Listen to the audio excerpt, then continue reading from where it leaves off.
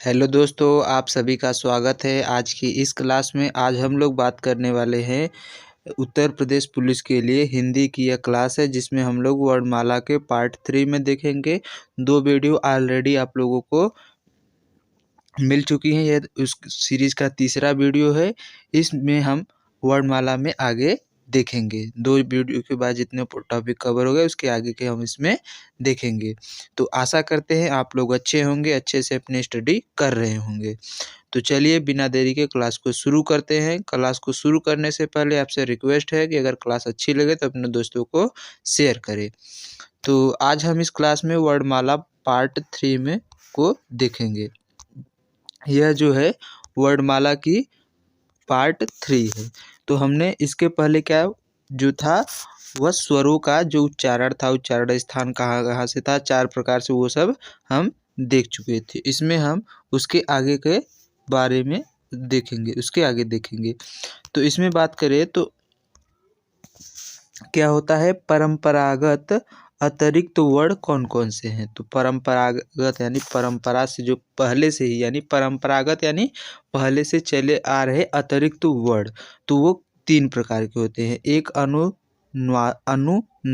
वर्ण होते हैं, एक अनुस्वार वर्ण वाले होते हैं, और एक विसर्ग वाले जो वर्ण है वो जो परंपरा से चले आ रहे हैं।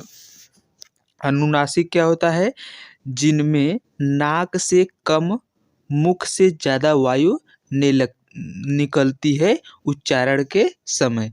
अनुनासिक वर्ण में क्या होता है कि जब हम बोलते हैं वर्णों को तो उसमें क्या होता है, नाक से कम मुख से ज़्यादा वायु बाहर निकलती है। ये तद्भव यानी हिंदी शब्दों में प्रयोग होता है। अनुनासिक क्या होते हैं, तद्भव यानी हिंदी शब्दों में प्रयोग होता है, जैसे गांव, चांद, दांत, काट और 5। उसी प्रकार अनुस्वार की बात करें तो अनुस्वार क्या होता है कि शिरोरेखा के ऊपर एक बिंदी होती है, और अनुनासिक का होता है शिरोरेखा के ऊपर ऐसे चंद्र बिंदी होता है। और विसर्ग क्या होता है, खड़ी पाई के राइट साइड में क्या होता है, 2 बिंदी होता है।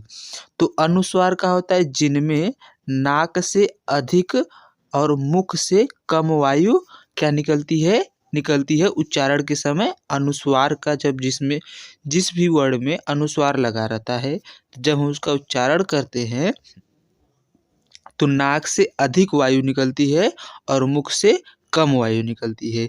अनुस्वार वाले क्या होते हैं शब्द, वो तत्सम शब्द होते हैं, जो संस्कृत शब्द हैं वो संस्कृत में प्रयोग होते हैं, जैसे चंद्र, दंत, कंटक, पंच, गंगा, संयम। इसमें क्या होती है, नाक से अधिक वायु निकलती है। जैसे चंद्र तो क्या होगा, नाक से वायु निकलेगी और मुंह से अधिक बोला जाएगा, तो क्या होगी, नाक से अधिक और मुख से कम वायु निकलती है। अनुस्वार वाले तत्सम होते हैं और अनुनासिक वाले तद्भव होते हैं। वहीं विसर्ग की बात करें तो संस्कृत के शब्दों में स्वर के बाद प्रयोग होता है। क्या होता है, शब्दों में, संस्कृत के शब्दों में स्वर के बाद क्या होता है, विसर्ग का प्रयोग होता है, जैसे प्रातः, अंतः, अतः, दुख, प्रातः काल। तो ये क्या है, विसर्ग वाले शब्द हैं। तो आशा करते हैं ये आप लोगों को क्लियर हो गया होगा। तो अनुनासिक क्या होता है, अनुनासिक का मतलब कि जो शिरोरेखा के ऊपर चंद्र बिंदु होता है, ये तद्भव होते हैं। अनुस्वार क्या होता है, तत्सम होते हैं, शिरोरेखा के ऊपर एक बिंदु होता है, और विसर्ग होता है खड़ी रेखा जो है उसके बगल में 2 बिंदु होता है। तो आगे देखते हैं। आगे बात करें तो कुछ इम्पोर्टेंट पॉइंट है उसको पहले। पंडित किशोरी प्रसाद वाजपेयी के अनुसार अनुस्वार और विसर्ग स्वर नहीं है। किसके अनुसार अनुस्वार और विसर्ग स्वर नहीं है, तो पंडित किशोरी प्रसाद वाजपेयी के अनुसार यह यानी पंडित किशोरी प्रसाद वाजपेयी व्यंजनों की तरह स्वर से पहले नहीं आते हैं। इनके अनुसार जो है ये व्यंजनों की तरह स्वर से पहले नहीं आते हैं, केवल क्या होते हैं, बाद में आते हैं। अतः इनको अयोगवाहक कहा गया है। किसको, तो अनुस्वार और विसर्ग क्या कहा गया है, अयोग वाहक कहा गया क्योंकि ये व्यंजन की तरह स्वर से पहले नहीं आते हैं या स्वर के बाद आते हैं, तो ये क्या है, अयोग्य वाहक हैं। वही बात करें जैसे ठंड, ठंड में क्या है, ठ ठठेरा के बाद क्या है, अनुस्वार आया है, तो ये क्या है, व्यंजन के या स्वर के बाद आते हैं, तो इसलिए ये अनुस्वार है। अरे सॉरी, ये क्या है, अयोग्य वाहक की श्रेणी में इनको रखा गया है। जैसे क्या है, क प्लस अ, उसी प्रकार ये ठंड, तो पहले ठ आ जाएगा, उसके बाद अनुस्वार हम बोलते हैं। तो जैसे क में क्या है, पहले व्यंजन है उसके बाद स्वर है, उसी प्रकार जो अनुस्वार है वो व्यंजन या व्यंजन के बाद आता है, ये अयोग्य वाहक इनको कहा गया है। वही बात करें व्यंजन स्वर से पहले आता है, व्यंजन क्या होता है, स्वर से पहले आता है। हिंदी में कोई दो स्वर साथ नहीं लिखे जाते। हिंदी में आपका कोई भी दो स्वर, जैसे इंग्लिश में आप दो स्वर तीन स्वर तक लिख सकते हैं एक साथ, मैक्सिमम दो स्वर देखने को मिलता है, लेकिन तीन भी हो सकते हैं। अब इसके बारे में तो हमें पूरा नहीं है, लेकिन हिंदी में एक व्यंजन के बाद एक ही स्वर आएगा, दो स्वर एक साथ कभी नहीं लिखे जा सकते। वह क्रिया शब्द न हो, जब शब्द होगा तो क्रिया नहीं होना चाहिए। क्रिया में दो शब्द, जैसे आई, क्रिया को छोड़कर, जैसे आई क्या है, क्रिया में आई जो है वह एक शब्द है, लेकिन यह क्रिया है, तो क्रिया को छोड़कर हिंदी में कोई दो स्वर एक साथ नहीं आ सकते हैं।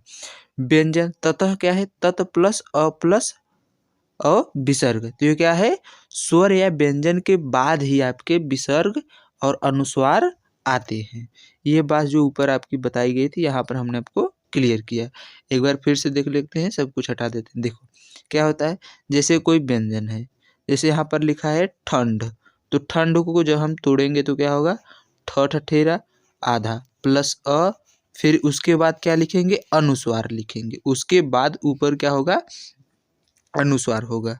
उसी प्रकार ततः क्या है, आधा त प्लस अ फिर विसर्ग, तो ये व्यंजन और स्वर के बाद आते हैं, ये इससे पहले नहीं आ सकते हैं, इसलिए इन्हें अयोग्य वाहक की श्रेणी में रखा गया है। तो आशा करते हैं ये चीज़ें आप लोगों को क्लियर हो गई होंगी, अगर नहीं है तो एक बार पीछे कर दोबारा देख लेना, क्लियर हो जाएंगी। आगे बात करते हैं, तो आगे बात करें तो ये तद्भव तत्सम देख लो, ये इम्पोर्टेंट है आपका, ये जो बॉक्स है इसको आप जरूर याद, ये क्या है, तद्भव, जो अनुनासिक है वो तद्भव होते हैं, जैसे हंसना। तत्सम क्या होते हैं, अनुस्वार होते हैं, जैसे कैंची। और विसर्ग क्या होते हैं, ये स्वर के बाद हमेशा आएंगे, जब भी आएंगे तो स्वर के बाद ही आएंगे। आगे बात करते हैं, अब हम व्यंजन की बात कर लेते हैं। अब यहाँ तक हमारे पूरे स्वर क्या हैं, 11 स्वर जो हैं, 13, दो अयोग्य वाहक को लेकर भी 13 स्वर क्या हैं, समाप्त हो चुके हैं। अब हम लोग व्यंजन की बात करेंगे। जब व्यंजन क्या होते हैं, तो व्यंजन हमारे कुल ये देखो, क वर्ग, च वर्ग, ट वर्ग, त वर्ग, प वर्ग, तो कितने वर्ग हो गए, 5, 5, 10, 15, 20 और 25 वर्ड। तो ये क्या है, 25 वर्ड ये वह है। तो ये वर्गीय व्यंजनों की कुल संख्या कितनी है, जिनका वर्गीकरण किया गया है, ये सब क्या है, वर्गीय व्यंजन, जिनको वर्गीकरण किया गया है, उनकी संख्या 25 है। तो ये तो आपका पंचमाक्षर हो गया, सभी वर्ग का पांचवा अक्षर क्या है, पंचमाक्षर है। क्या है, पंचमाक्षर है। ये क वर्ग, च वर्ग, ट वर्ग, त वर्ग, प वर्ग है। इसमें सभी का लास्ट वाला अक्षर क्या है, पंचमाक्षर है। च वर्ग को स्पर्श संघर्षी व्यंजन कहते हैं। क्या बोलते हैं, स्पर्श संघर्षी व्यंजन, च, छ, ज और झ है, इन्हीं को छोड़कर। वही बात करें स्पर्श व्यंजन में, स्पर्शी व्यंजन सभी हैं, लेकिन स्पर्श संघर्षी कौन सा है, च वर्ग का, इन्हीं को छोड़कर। नासिक के व्यंजन कौन से हैं, तो अंग है, इय है, अड़ है, न है और म, यानी जो पंचमाक्षर व्यंजन है वो नासिक के व्यंजन कहलाते हैं। स्पर्श संघर्षी व्यंजन कितने हैं? तो ये केवल च छ ज झ स्पर्श संघर्षी व्यंजन है, बाकी स्पर्शी व्यंजन है। कौन से हैं? स्पर्शी व्यंजन है। तो यहाँ तक आप लोगों को क्लियर हो गया होगा। आगे बढ़ते हैं, बात करें आगे तो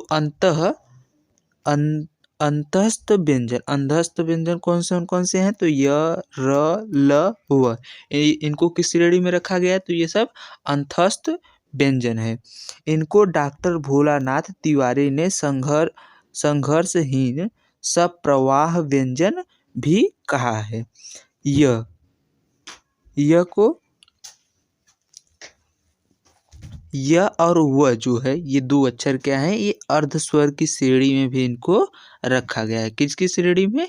अर्ध स्वर को। जैसे एक कौवा लिखा है तो हम इसको कौवा ऐसे भी लिखते हैं, कौवा ऐसे भी लिखते हैं।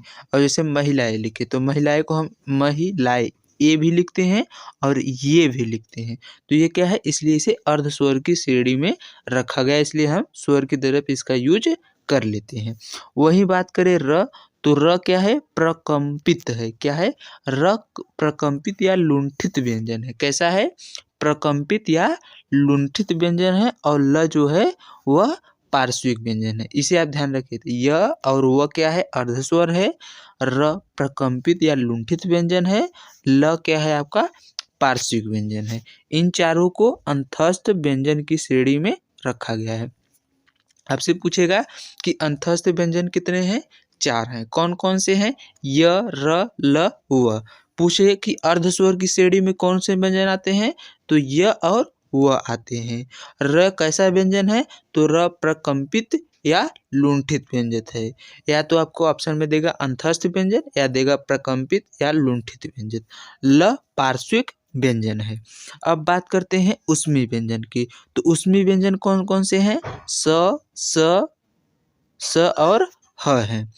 जिन वर्णों के उच्चारण में जोर से श्वास खींचना पड़ता है, जिससे गर्म ऊष्मा बाहर निकलती है, वो क्या है? उष्मी व्यंजन है। इनकी संख्या भी कितनी है? 4 है, जिसमें स और ह आते हैं। तो ये थे आपके व्यंजन। आगे बात करें आगत स्वर की। तो आगत स्वर क्या है? यदि अंग्रेजी के अक्षरों को हिंदी में लिखा जाए तो उसे आगत स्वर की श्रेणी में रखा जाता है। आगत स्वर क्या है? अंग्रेजी के शब्दों को हिंदी में लिखना ही आगत स्वर है। आगे बात करें तो जैसे हॉस्पिटल क्या है? हॉस्पिटल, तो इसको ऐसे लिखेंगे तो ये सब क्या है? आगत स्वर है। हॉस्पिटल, ये वाला जो ऐसे ऊपर है ये क्या है? आगत स्वर है। Hospital, hotel, hostel, college, knowledge, coffee, operation. तो जो ये आपका चंद्र अर्धचंद्र है, ये अर्धचंद्र है, ये क्या है? आगत स्वर कहा जाता है। तो आशा करते हैं ये सब आपको क्लियर हो गया है। एक बार आप इसे फिर से देख लीजिए। तो आगत स्वर कौन सा होता है? यदि अंग्रेजी के शब्दों को हिंदी में लिखा जाता है तो उसे आगत स्वर। जैसे हॉस्पिटल को तो हॉस का हास होगा, आधा स का आधा स हो गया, टल ये हो गया। लेकिन ये जो ऊपर इसे लिखा गया है इसी को क्या कहते हैं? आगत स्वर कहते हैं। अब हो सकता है आपको क्लियर हो गया होगा। तो आज के लिए बस इतना ही। इस क्लास में इतना ही। मिलते हैं नेक्स्ट क्लास में। तब तक के लिए अपना ध्यान रखिए।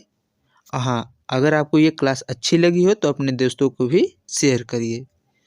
चलिए मिलते हैं नेक्स्ट क्लास में। तब तक के लिए अपना ध्यान रखिए। जय हिंद, जय भारत।